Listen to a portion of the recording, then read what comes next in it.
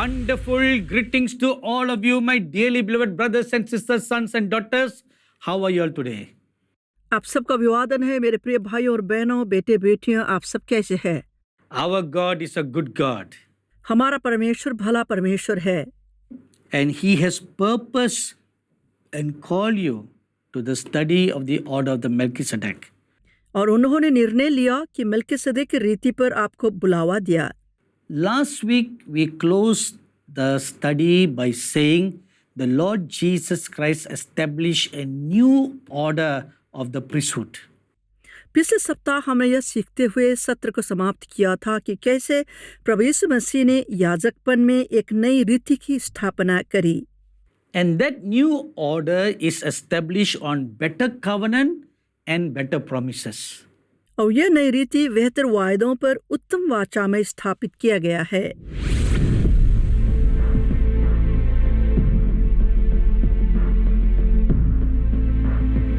If there is no paternal relationship between Joseph and the Lord Jesus, how then can the Lord Jesus be from the tribe of Judah?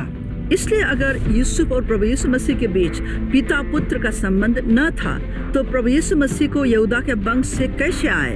That is a very interesting question. ये बहुत ही दिलचस्प प्रश्न है and I have an interesting answer for that. इसके लिए मेरे पास उत्तर भी बहुत ही दिलचस्प है। When Mary was in her full term of pregnancy, जब मरियम अपने गर्भधारण के पूर्ण होने के काल में थे, all the people in Israel were required to go back to the land of their ancestors to register for the worldwide census.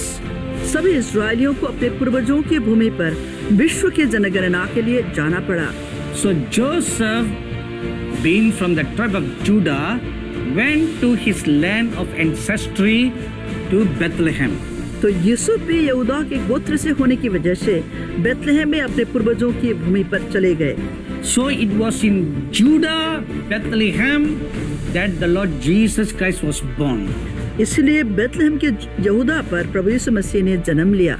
So he staked his claim to the tribe of Judah by being born there. इसीलिए उस स्थान पर जन्म लेकर उन्होंने यहूदा के गोत्र से होने का दावा पूरा किया। Hebrews chapter 7 verse 14 tells us like that.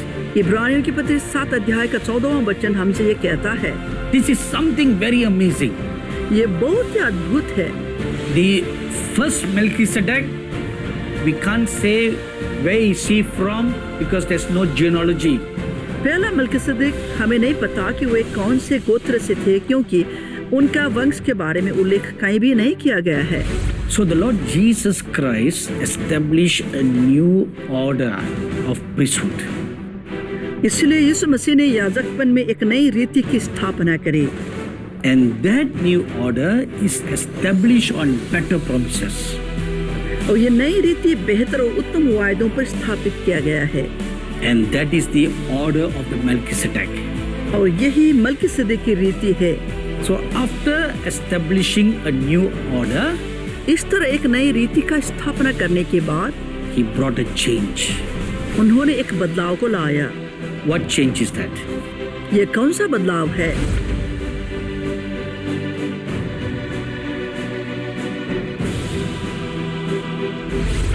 For a new order to be established, एक नई रीति की स्थापना करने के लिए the old must be changed. पुरानी बातों को बदलना होता है। Hebrews chapter 7 verse 12 tells us that the priesthood has been changed. इब्रानी 7 अध्याय के 12वां वचन हमसे कहता है कि याजक का पद बदला जाता है। When did the change take place? कब यह पद बदला गया है? The change took place because of a very unfortunate and sad incident. यह पद इसलिए बदल गया है कि एक बहुत ही दुखद और दुर्भाग्यपूर्ण घटना घटी। In Exodus chapter 19, we read that the children of Israel had an awesome encounter with the glory of the God of Israel. निर्गमन के 19वां अध्याय में हम पढ़ते हैं कि इस्राएलियों ने इस्राएल के महान सर्वशक्तिमान परमेश्वर के भयावह महिमा को देखा। It was at that encounter that God made a new covenant with them and called them, the entire nation, to be a kingdom of priests. यह वही भेंट थी जहां परमेश्वर ने उनके साथ एक नई वाचा को बांधी और उन्हें वो बुलावा दिया, पूरे राष्ट्र को याजकों का राज्य बनने का बुलावा। So from Exodus chapter 19 right up to chapter 31, the new covenant that was given to them was still in effect. इस तरह निर्गमन की 19वां अध्याय से लेकर 31वां अध्याय तक यह नई वाचा जो उन्हें दिया गया था प्रभावी था। During that period of time, उस समय की अवधि पर God called the prophet Moses to meet up with him on the top of Mount Sinai. यहोवा परमेश्वर ने भविष्यवक्ता मूसा को सिनै पहाड़ी के ऊपर भेंट करने के लिए बुलाया। And the scriptures tells us that he was up on the mount with God for 40 days and 40 nights. धर्मशास्त्र बताता है कि मूसा परमेश्वर के साथ उस पहाड़ी पर 40 दिन और 40 रात तक रहा। And the people were waiting for the prophet Moses. नीचे सारे लोग उनका इंतजार करते रहे। He was not to be found at all. वो कहीं भी नहीं मिल रहे थे। They became so concerned. वे उनके लिए फिक्रमंद हो गए। What's going to happen to them now? अब उन लोगों का क्या होगा? Who's going to lead them? कौन उनकी अगुवाई करेगा? Where are they going to go? वे अब कहाँ जाएंगे? They had no answers. उनके पास कोई उत्तर नहीं थी। So they then did what they knew best. फिर उन्होंने वो किया जो उनको सबसे बेहतर लगा। Before they were delivered by God, they were slaves in Egypt for 400 years. परमेश्वर द्वारा मिस्र से छुड़ाया जाने से पहले वे वहां पर 400 साल तक दासत्व में थे। For 400 years, they were like submerged into the culture of the Egyptians. 400 साल तक वे मिस्रियों की संस्कृति में समा गए थे, मानो डूब गए थे। For 400 years, the children of Israel saw the people of Egypt worshipping so many gods. 400 साल तक इजरायलियों ने मिस्रियों को कई से देव देवताओं की पूजा करते हुए देखा था। Besides this, when the children of Israel came out of Egypt going towards the promised land, इसके अलावा जब संपूर्ण इजराइल मिस्र से निकलकर चल पड़े वायदे की देश की ओर, the Bible tells us a mixed multitude also joined together with them. Bible कहता है कि एक मिश्रित झुंड भी उन्हीं के साथ चल निकला। So who is this mixed multitude? अब यह मिश्रित झुंड कौन था? This mixed multitude do not belong to the children of Israel.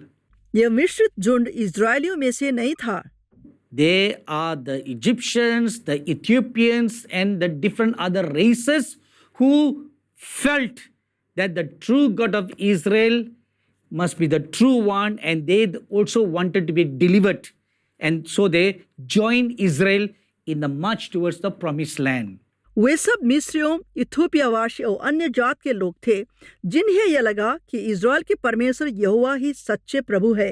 वे भी छुटकारा पाने की इच्छा रखते थे, इसीलिए इजरायलियों के साथ ये सब भी निकल गए वायदे की देश की ओर। So this mixed multitude were accustomed to seeing a God in the form of an idol. यह मिश्रित झुंड मूर्तों में ईश्वर का प्रतिरूप देखने की आदी था। In Exodus chapter 32, we read that the children of Israel and the mixed multitude decided to make a golden calf and worship it as their God, since Moses was not found to be around. निर्गमन के 32वां अध्याय में हम पढ़ते हैं कि इजरायलियों और यह मिश्रित झुंड ने निर्णय कर लिया कि एक सोने का बछड़ा बनाया जाए ताकि उसकी उपासना ईश्वर के रूप में कर सकें, क्योंकि मूसा के बारे में कुछ नहीं पता है। Unfortunately, Aaron, who was like a co-worker with Moses, fell to the temptation of all these people, and he himself was part of the team that made the golden calf. दुर्भाग्यवश हारून जो मूसा के साथ साथ कार्य करता था, वो इस परीक्षा में गिर पड़ा और उस समूह का भाग बना जो उस सोने का बछड़ा बनाने के काम में जुट गया। And Exodus chapter 32 verses 1 to 6 tells us, निर्गमन 32वां अध्याय के पहले 6 आयत हमसे कहता है, A large number of people began to worship the golden calf and fornicate. एक बड़ी झुंड उस सोने की बछड़े की उपासना करके व्यभिचार करने लगा। And God saw all that through his cloud. और यहोवा ने यह सब उस मेघ के द्वारा देखा। And he told Moses to go down and put things in order. फिर यहोवा ने मूसा को नीचे जाकर सब कुछ सही करने को कहा। And Exodus 32 verse 19 tells us निर्गमन 32 अध्याय के 19वां वचन हमसे कहता है, God's anger manifested through the prophet Moses. यहोवा परमेश्वर का क्रोध भविष्यवक्ता मूसा के द्वारा फुट निकला। And the judgment of God was going to manifest. परमेश्वर का न्याय प्रकट होने लगा था। So when Moses gave a call, who are all the people who are on the Lord's side? जब मूसा ने लोगों से कहा कि कौन-कौन यहोवा के पक्ष में है, Exodus 32 verse 26 says, all the children of Levites came and stood by the side of Moses. निर्गमन 32 अध्याय का 26वां वचन कहता है कि लेवी गोत्र के सभी लोग आकर मूसा के पास खड़े हो गए। Incidentally, Moses himself is from the tribe of Levi. संयोग से मूसा स्वयं भी लेवी के वंशज थे। And the Levites took their swords and killed all those who were involved in idol worship and fornication. और लेवी के वंशज के सभी ने अपने अपने तलवार निकालकर उन सबों को मार दिया जिन्होंने उस बछड़े को बनाया और उपासना करने लगे थे व्यभिचार के द्वारा। Because of this corporate sin of Israel, इजरायलियों के सामूहिक पाप के कारण the Lord took the call of priesthood from the nation and gave it to one tribe, the children of Levi. परमेश्वर ने संपूर्ण इस्राएल राष्ट्र के याजकपन की बुलावा को वापस लेकर इसे सिर्फ लेवी के वंशज को दिया। Numbers chapter 3 verse 12, verse 41, verse 45 and chapter 8 verse 14 and 16 tells us like that.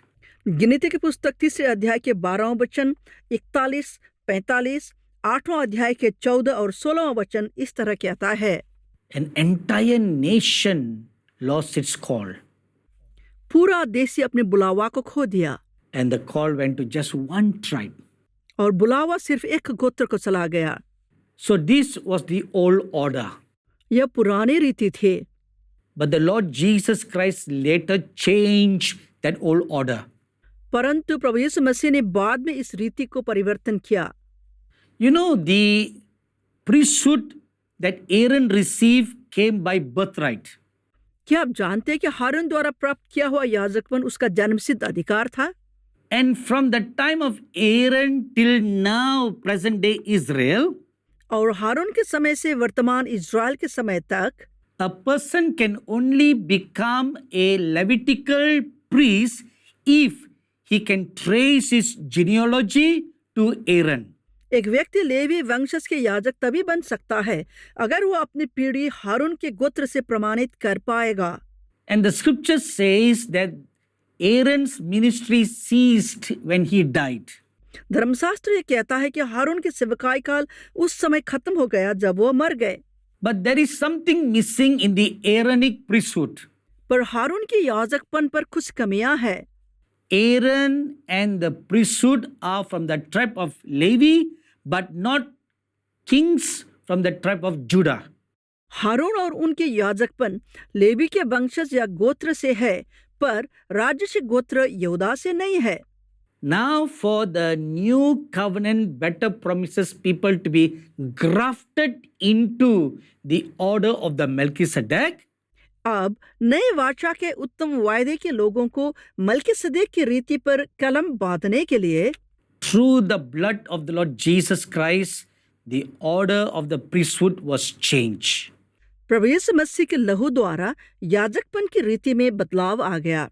That which the nation Israel as a whole lost is now given to us by the blood of Jesus to be a kingdom of priests.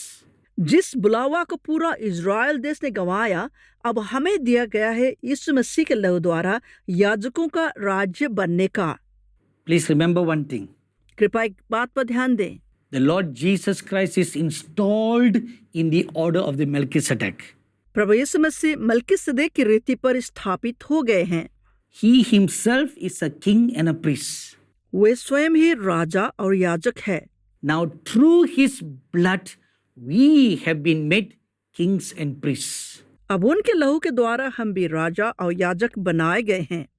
This was something predestinated by God for us to be king and priest from the beginning of time.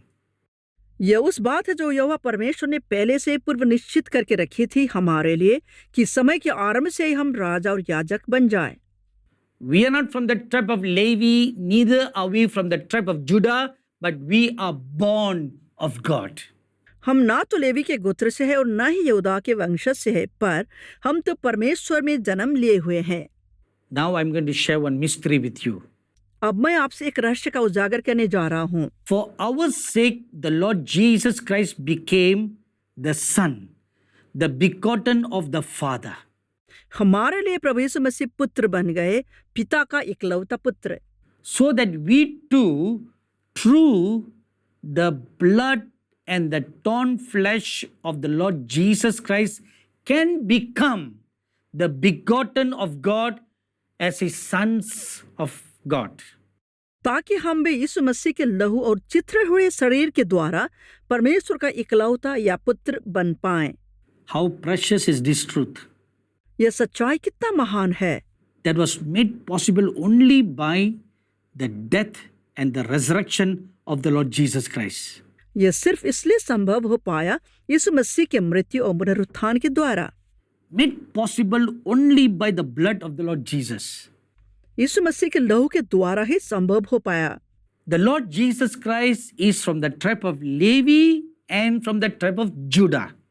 प्रभु यीशु मसीह Levi के गोत्र से थे, साथ ही साथ यहूदा के गोत्र से भी। And he has been made a priest forever after the order of the Melchizedek. और वे मलकीसदेक की रीति पर सदा के लिए याजक बनाए गए हैं। Hebrews chapter 7 verse 3 says, the Melchizedek has no beginning and no end. इब्रानियों की पुस्तक 7 अध्याय का 3 आयत कहता है, मलकीसदेक का ना तो कोई आदि है ना ही अंत। And Hebrews chapter 7 verse 16 says, the Lord Jesus Christ has the power of an endless life. इब्रानी 7 अध्याय का 16वां वचन कहता है कि प्रभु यीशु मसीह के पास अविनाशी जीवन के सामर्थ है। Hebrews chapter 7 verses 9 to 10 tells us the Levi priests were in Abraham's bosom when he met the Melchizedek. इब्रानी 7 अध्याय के 9 और 10 पद कहता है कि लेवी ने भी जो 10वां अंश लेता है इब्राहिम के द्वारा 10वां अंश दिया, क्योंकि जिस समय मलकीसदेक ने उसके पिता से भेंट की उस समय वो अपने पिता की देह में था। One day when I was preparing this message and meditating on it, एक दिन जैसे मैं इस वचन पर ध्यान कर रहा था और संदेश की तैयारी कर रहा था, I was shown a vision. मुझे एक दर्शन दिया गया। I saw the hand of the Lord Jesus stretch out towards me. मैंने प्रभु यीशु मसीह का हाथ मेरे ऊपर फैला हुआ देखा। If you look at your hands, you can see veins flowing everywhere. अगर आप अपने हाथों को देखेंगे तो नस या सिरा को चारों ओर जाता हुआ देख पाएंगे। And I saw the hand of the Lord Jesus with very thick veins that showed blood flowing. फिर मैंने यीशु मसीह के हाथों में बहुत ही घने सिरे या नस के साथ देखा जिसमें लहू बह रहा था। When I was shown that, जैसे मुझे वो दिखाया गया, the word of the Lord came unto me like this. परमेश्वर का यह वचन मेरे पास इस तरह आया, All of you came out of me as a priest of the order of the Melchizedek. तुम सब मुझसे निकल कर आए हो मलकीसदेक की रीति पर याजकों के समान। Hallelujah. Hallelujah. This is how we have been made as a priest after the order of the Melchizedek. इसी तरह हम सब मलकीसदेक की रीति पर याजक बनाए गए हैं। So meditate on this till we meet again next week. अगले सप्ताह मिलते तक इस विषय पर ध्यान करते रहें। God bless you all. प्रभु आप सबको आशीष दे। If you are blessed by this program, please send your testimonies and feedback to Angel Television, Villivakam, Chennai 600049, Tamil Nadu, India.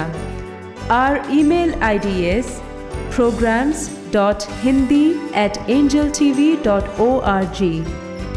अगर आप इस कार्यक्रम से आशीषित हैं तो अपनी गवाही और विचार हमें इस पते पर भेजिए। Angel Television, Villivakkam, Chennai 600049, Tamil Nadu, Bharat.